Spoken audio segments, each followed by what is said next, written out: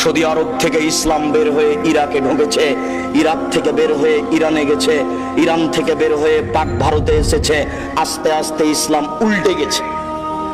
উল্টে যাওয়া ইসলাম, উল্টে যাওয়া মানুষের হাতে থেকেছে 750 বছর।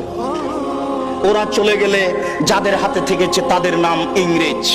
ওদের দালাল ছিল শিয়া, ওদের দালাল ছিল কাদিয়ানি, ওদের দালাল ছিল অমুসলিম, আরো কিছু লোক দালাল ছিল, তাই এখন আর বলছি না।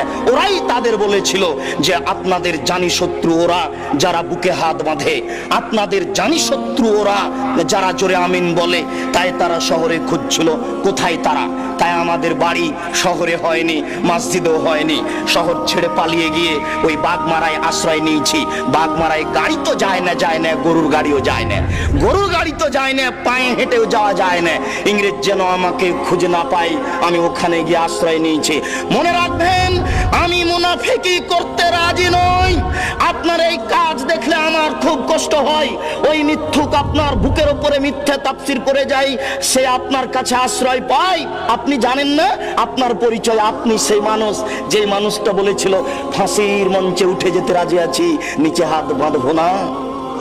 আপনি ওই সেই মানুষ, যেই মানুষ বলেছিলেন ফাঁসির মঞ্চে যেতে আছি, চুপে আমিন বলবো না। সেই মানুষ আজকে পরিবর্তন হয়ে গেলেন।